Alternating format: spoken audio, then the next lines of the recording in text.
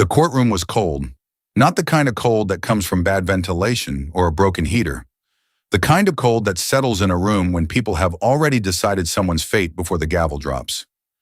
Marcus Hale sat at the defendant's table in a wrinkled suit that didn't fit him right. His lawyer, some overworked public defender who kept checking his phone, shuffled papers like he was stalling for a funeral. The gallery was packed. Journalists, cameras just outside the doors. People who had never met Marcus Hale in their lives but had already written their verdict in the comment sections of their phones. And right there, on the prosecution's table, sat a folder. Inside that folder were documents, bank statements, transfer records.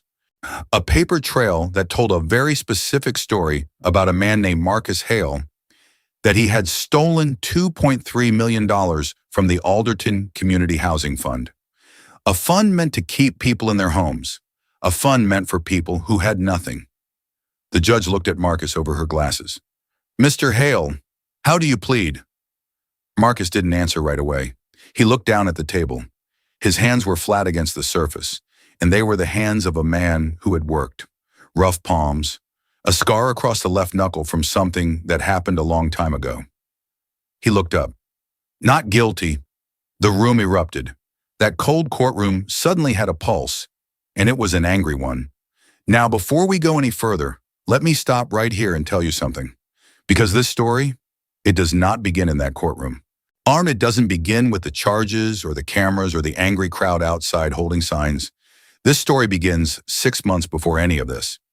It begins at a soup kitchen on Delancey Street on a Tuesday night when the temperature had dropped to 11 degrees and a woman named Rosa Mendez was counting the last of the bread rolls. Let's go back. 6 months earlier. Rosa Mendez was 31 years old, and she had been running the Delancey Street kitchen for 4 years, with a budget that would make most people laugh. She woke up at 4 in the morning every day. She negotiated with grocery store managers for day-old bread. She called in favors.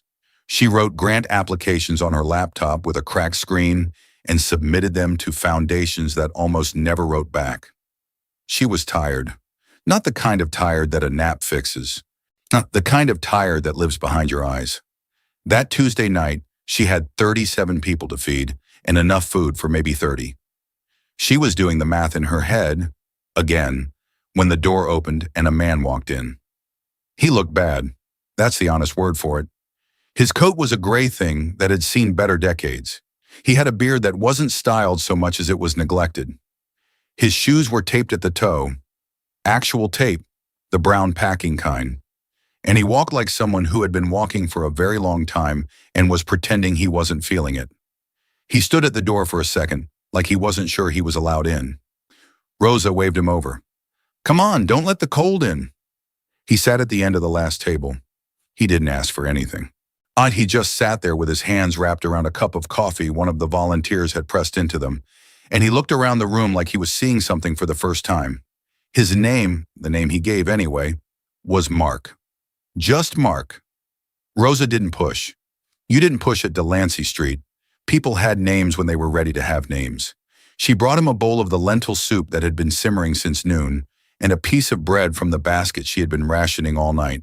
She set it in front of him and turned to go. "Wait," he said. His voice surprised her. It was quiet, but it was clear. Not broken the way she sometimes heard voices in that room. Not hollowed out, just careful. "Is this your last one?" he asked. He was looking at the bread basket. When the one that was now empty except for the roll she'd just given him. Rosa looked at him for a second. "Don't worry about it." "That's not an answer." She almost smiled. "Almost." "Yes," she said. "It's the last one. But we have enough soup. Eat." He looked at the bread roll in his hands. Then he tore it in half and held one half back up to her. "Sit down and eat something," he said. "You look like you haven't stopped moving since this morning." She hadn't, and she hadn't eaten since 7 a.m. She sat down. They ate in silence for a minute, the kind of silence that isn't uncomfortable. Around them, the room moved. Volunteers collecting trays, a family with 2 little kids whispering over their food, an old man in the corner who always sat alone and always nodded at Rosa when he left. "Why do you do this?" Mark asked. Rosa looked at him. "Because someone has to." That's not a reason. That's a deflection. She raised an eyebrow. You always this direct with strangers? He shrugged. Only when they deserve a real answer. She was quiet for a second. Then because something about him made her feel like the truth was okay. Because 5 years ago, I was on that side of the table, and a woman named Celia handed me a bowl of soup and didn't look at me like I was a problem to be solved. She looked at me like I was a person. She paused. I've been trying to be Celia ever since. Mark was quiet for a long moment. He looked down at his soup. She sounds like someone worth becoming, he said. Rosa didn't say anything. She just finished her half of the bread roll. He came back the next night, and the night after that.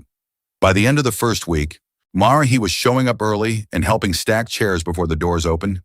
Nobody asked him to. He just did it. He learned the names of the regulars.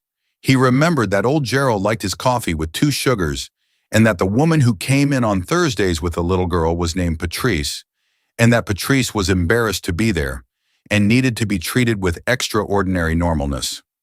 Rosa watched all of this. She didn't say anything about it, but she watched. On the 9th night, the boiler made a sound like it was trying to say goodbye, and then it stopped working entirely. The room dropped in temperature within an hour. Rosa was on the phone with the property manager, a man named Dennis who had the moral backbone of a wet napkin. And Dennis was explaining to her that he'd look into it, which meant he would look into it next Thursday at the earliest if she was lucky. She hung up the phone and stood in the kitchen and took a breath. How much would it cost to fix it? Mark was standing in the doorway of the kitchen. He had a dish towel over his shoulder from washing up. That's not your concern, she said. Ballpark. Mark. Rosa. She looked at him. He looked at her. He had started using her name sometime around day 4, in that same quiet, careful way he did everything. $300, she said. Probably for an emergency call. He nodded. He didn't say anything else that night. The next morning, a plumber was at the door at 8 a.m. One I felt in a long time, which was the particular vertigo of being on the receiving end of kindness. When Mark came in that evening, she was waiting. That was you, she said. It wasn't a question. Boiler's fixed, he said.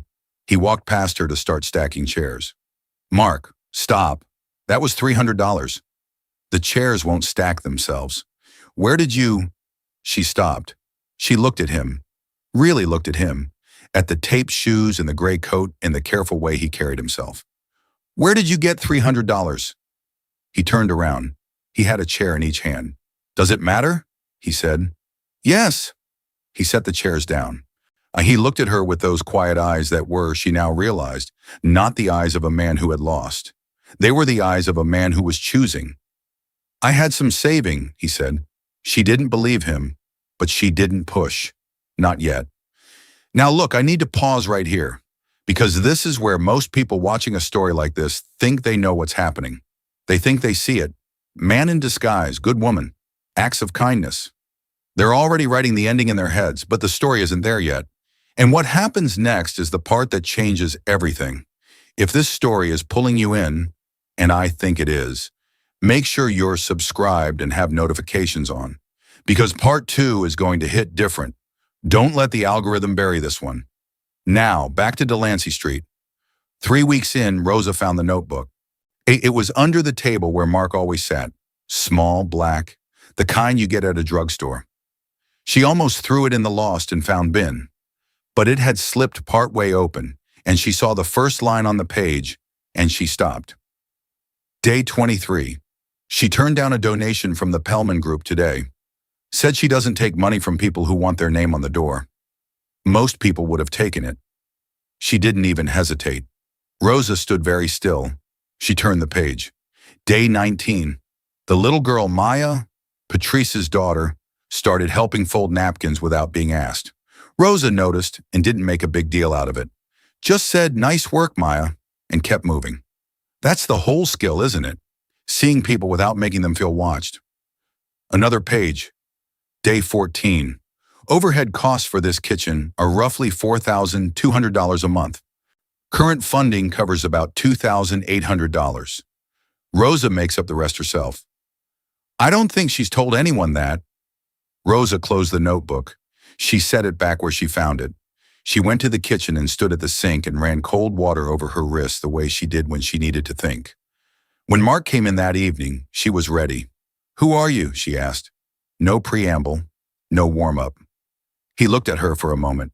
"I'm Mark," he said. "That's a name. I asked who you are." He was quiet for a long time, long enough that one of the volunteers poked her head into the kitchen and then immediately poked it back out, reading the room. "Someone who needed to remember something," he said finally. "What does that mean?" "It means I've been living in a world where everyone wants something from me. And I forgot what it looked like when people just did things, without an angle." He paused. "This place reminded me." "You've been taking notes on us," she said. Her voice was level, but her jaw was tight. "Yes. Why?" He took a breath. "Because I'm going to help this place. And I needed to understand it first before I threw money at it. Money thrown at something you don't understand just makes a mess." Rosa stared at him. "You're going to help this place," she repeated slowly. "Yes. With what? Your savings?" He held her gaze. "Something like that." She made a sound that wasn't quite a laugh. "Mark, I don't know who you are. I don't know where you come from. I don't know why a man is walking around in taped shoes taking notes in a composition book about my soup kitchen." She took a step closer to him. "But I'll tell you what I do know. This place doesn't need a savior. The people who come through that door don't need saving. They need dignity, and they need consistency, and they need someone to show up. That's it. So if you're here to save something, you can go find somewhere else to do it." Mark looked at her for a long time. "I'm not here to save anything," he said quietly. "I'm here because it's the first place in 4 years that felt real." The kitchen was very quiet. Rosa looked at him for a long time. "Okay," she said. "Then pick up that ladle. We're behind." Narrator continues. Here's what Rosa didn't know about Mark. His full name was Marcus James Hale. And 6 weeks before he walked through the doors of Delancey Street kitchen with taped shoes and a borrowed coat, he had been sitting in a glass office on the 44th floor of a building that had his family's name on it, looking out at a city that he technically owned more of than almost any other person alive. Hale Capital, 47 years old. Net worth somewhere in the neighborhood of $900 million, depending on the day in the market. He had started at the bottom, not the kind of bottom Rosa had known, but the bottom of the corporate ladder, the bottom of his own family's expectations, the bottom of a company that his father had built and then handed to his older brother, and then, when the older brother had run it badly, quietly handed to Marcus with a look that said, "Fix it and don't make a scene." He had fixed it. He had more than fixed it. He had turned Hale Capital into something his father couldn't have imagined. And he had done it by being precise and relentless and, when necessary, ruthless. And somewhere in all of that, he had stopped knowing what was real. Not in a dramatic way, not in a way anyone could point to, but slowly, the way rooms get darker when the sun goes down, and you don't notice until you can't see your own hand. His wife had left him 18 months ago, not with a scene, just with a very calm conversation over dinner, where she explained that she had been lonely inside their marriage for years and that she thought he should know that before she left. So it didn't come as a shock. It came as a shock. His 3 closest friends were men he'd gone to boarding school with, and when he actually sat with it, he realized he had no idea what was happening in any of their lives because they only ever talked about money and golf and who was buying what. He had more than he would ever spend, and he felt, in a way he couldn't explain to anyone in his world, completely empty. So he did something that made his assistant, Lori, stare at him with an open mouth for 5 full seconds. He took a leave of absence. He told no one where he was going. He took $400 in cash from an ATM. He put on the oldest clothes he could find, which in his wardrobe meant a wool coat that was still nicer than anything most people owned, so he'd stopped at a Goodwill and traded it out for the gray one. He'd bought the shoes secondhand. He'd practiced walking without purpose, which was harder than it sounds when you spent 20 years walking into rooms like you own them. He wanted to see the city, his city, the one he made decisions about from the 44th floor. He wanted to see what it actually looked like from street level. He hadn't expected Delancey Street. He hadn't expected Rosa. He hadn't expected to feel, for the first time in years, like a human being. What Marcus had also not expected was what was happening back at Hale Capital while he was gone. His number two on a man named Clifford Brent, who had been with the company for 11 years and who Marcus had, in retrospect, trusted with a blindness that embarrassed him, was moving money. Not all at once, nothing so obvious. A little here, an adjusted ledger there. Were transfers buried in the restructuring of a subsidiary that Marcus had approved weeks earlier, without reading the fine print because Clifford had told him it was routine. $2.3 million, moved from the Alderton Community Housing Fund, a fund Marcus had personally established and capitalized 2 years ago, one of the only things in his life he was truly proud of, into a series of accounts that, on paper, traced back to Marcus Hale. Clifford Brent was many things. He was not stupid. By the time Marcus came back from Delancey Street, the money was already gone, the accounts were already structured, and someone had already made an anonymous tip to the Financial Crimes Unit. Marcus came back on a Thursday. He came back because the night before, sitting across from Rosa after everyone else had gone home, she had finally asked him the question directly. "The notebook," she said. "The plumber. The fact that you talk like someone who went to school that costs more than my apartment." She folded her hands on the table. "I'm not judging. I'm asking. Who are you?" He looked at her for a long time. "If I tell you," he said, "everything changes." "It already changed," she said. "I just don't know what it changed into." So he told her. Not everything, but enough. His name, his company, what he'd been doing for the past 6 weeks and why. He watched her face while he talked. He had braced himself for anger, for the feeling of being used, which he imagined she might feel, being observed and documented by a man with a hidden identity and a hidden fortune. Rosa was quiet for a long time. Then she said, "That notebook, the things you wrote down, one night, when you split it with me." "I was night, when you split it with me." "I was hungry," he said, "and so were you." She nodded slowly, like she was making a decision. "Okay," she said. "Okay. I still don't know what to do with any of this, but okay." She stood up. "Come back tomorrow. We need to talk about the January funding gap, and apparently you know how money works." He came back.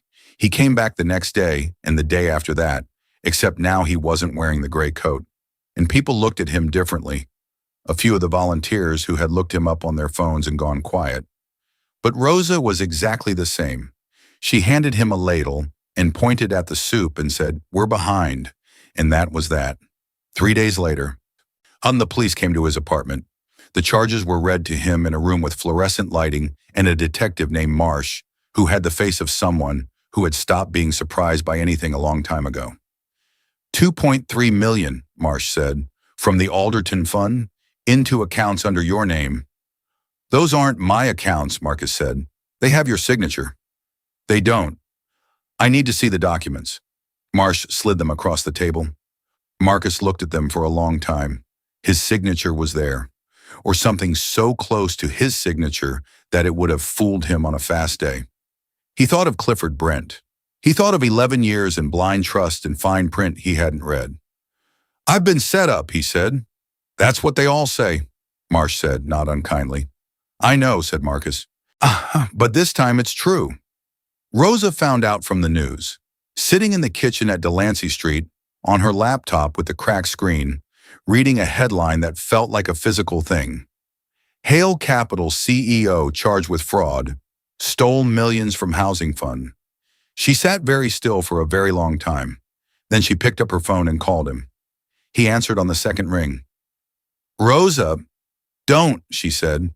Her voice was very careful in the way voices are when they are working very hard not to break.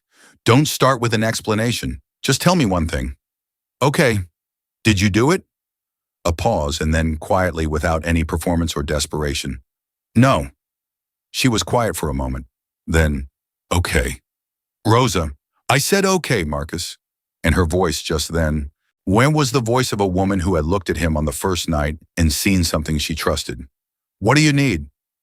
What he needed was a witness. What he needed was someone who had been watching him, really watching him, for 6 weeks. Someone who could tell a courtroom not what he said he was, but what he actually did.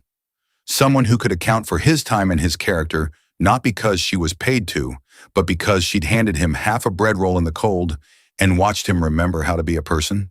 His lawyers didn't think it would be enough. Character witnesses rarely were. But there was also Lori, his assistant, who had noticed the irregularities in the Alderton transfers weeks before the tip was made and had sent an internal email to Clifford Brent asking for clarification. An email that Clifford had replied to in writing. An email that Lori had quietly told Marcus she had forwarded to her own personal account because something felt wrong. And there was a forensic accountant named Dr. Patricia Chen who had spent 3 weeks pulling apart the transfer records and had found 11 separate points at which the timeline of the transactions did not match Marcus's access logs, his location data, or his digital footprint. And there was Clifford Brent himself, who had made the mistake of being greedy in a traceable way. Because $2.3 million laundered through 4 shell companies still leaves fingerprints if you know where to look. The trial lasted 9 days. On the morning of the last day, Rosa sat in the gallery behind the defendant's table. She wasn't wearing anything special. She had worked the morning shift at Delancey Street before coming. She had flour on her left sleeve that she'd noticed in the cab and hadn't been able to fix. Marcus didn't look back at her. He kept his eyes forward, but he knew she was there. She had told him she would be. The verdict was delivered at 2:17 in the afternoon on a Wednesday in November. Not guilty. The courtroom was loud in a different way than it had been on the first day. On the first day, the noise was hungry. Now it was complicated. Some people angry, some relieved, some journalists already typing. Marcus sat very still. His lawyer was shaking his hand. People were standing. Somewhere behind him, he could hear the sound of the gallery moving. He turned around. Rosa was standing in the 3rd row. She had her arms crossed, which was how she stood when she was trying to keep herself composed. She had flour on her sleeve. She looked at him across the crowded room and she nodded. Small, real. He nodded back. Later, outside on the courthouse steps, with the cameras and the noise in the cold November air, a reporter pushed a microphone toward him. Mr. Hale, how does it feel? Marcus looked at the camera. He thought about the 44th floor. He thought about the gray coat. He thought about a bread roll, torn in half, held out by a man who didn't have much and offered it anyway. He thought about how it had taken 6 weeks in a soup kitchen for him to remember that a human being is not the same thing as an accumulation of assets. I'm grateful, he said. Just that. No speech, no announcement, no triumphant declaration about justice or vindication. And then he stepped away from the microphone. Rosa was waiting at the bottom of the steps. We're short 2 volunteers tomorrow, she said. Gerald's been asking where you went. Marcus looked at her, and for the first time in a long time, maybe the first time ever, he laughed. Not the polished, boardroom appropriate laugh, the real one, the one that came from somewhere south of the chest. I'll be there, he said. 6 a.m. I'll be there at 5:30. She almost smiled. She turned to go and then she stopped. Marcus. Yeah. She looked back at him over her shoulder. The Alderton Fund. When this is settled, make it bigger. He held her gaze. Already started the paperwork, he said. She nodded. She walked down the street. She didn't look back. He watched her go. The cameras were still clicking somewhere behind him. The city moved around him the way it always moved. Fast, indifferent, full of people carrying things no one could see. He thought about a Tuesday night in January, 11 degrees, a door he wasn't sure he was allowed to walk through, a woman who waved him in and said, "Come on, don't let the cold in." He put his collar up against the November wind and walked down the steps, not toward his building, not toward the car that was waiting, toward Delancey Street, because some things, once you find them, you don't leave behind.